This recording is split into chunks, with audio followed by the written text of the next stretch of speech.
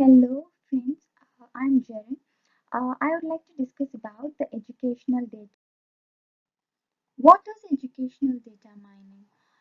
It's basically developing methods for exploring the unique and increasingly large-scale data that come from educational settings and using those methods to better understand students and the settings which they learn. So, what are the common EDM methods, that is educational data mining methods that we are using? Um, we can see that the most popular technique for data mining is clustering, followed by classification, sequential pattern prediction, and the association rule analysis. Back in the year of 95 until 2005, the association rule analysis method was frequently applied in most of the studies on educational data mining as it requires less extensive expertise than other methods. However, beginning the year of 2005, this is no longer the trend, as researchers often adopted the use of clustering and classification methods in its analysis. The output of association rule is often too many, and most of them are non-interesting and difficult to understand for a non-expert in data mining. If they have small-scale data, we can opt for clustering approach since this technique does not require the splitting of data as what needed in classification approach. Besides, researchers can always make comparison with different algorithms from the same for the same data set. What they have done, and this would definitely will give similar results achieved by different approach. So, what are the predictors and inputs used for data mining?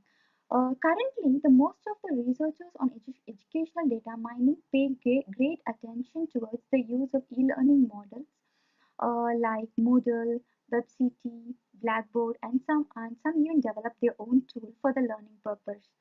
With regard of future research, perhaps now the focus is shifted from e-learning towards the use of social networking tools like blog and Facebook. Since these applications already gained high popularity among students and suitable to be used to engage the students with collaborative learning. But we might, of course, encounter some of problems like difficulty in gathering the log data since these applications are not able to provide us with the log of the learner activity as compared to other e-learning applications. But again, this can be encountered by integrating the Google Analytics tool into the blog environment, and the log data can be exported later for further analysis using the data mining techniques. In recent years, researchers have used EDM methods to infer whether a student is gaming the system, experiencing poor self-efficacy of task, or even if a student is bored or frustrated. So the researchers have also been able to extend student modeling even beyond educational software towards figuring out which factors are predictive of students' failure or retention in college courses or college altogether.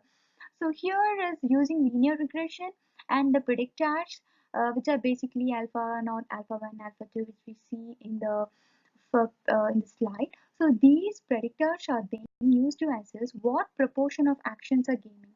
Each student access proportion of gaming actions can be compared to that student's observed frequency of gaming when calculating the model's goodness of. Basically, from the input sources, the predictors which we choose for the model are off-task behavior, long passes that are off-task, of average carelessness, minimum carelessness, spikes in learning, help avoidance, not requesting help on well-known skills, long pauses after reading, on-demand help. All these are the basic predictors.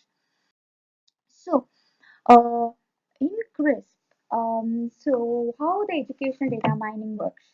Based on the inputs from various sources, we choose the predictors for our model. We then apply the data mining techniques to them and develop a model which can be used by the instructors and educators to discover new trends in learning.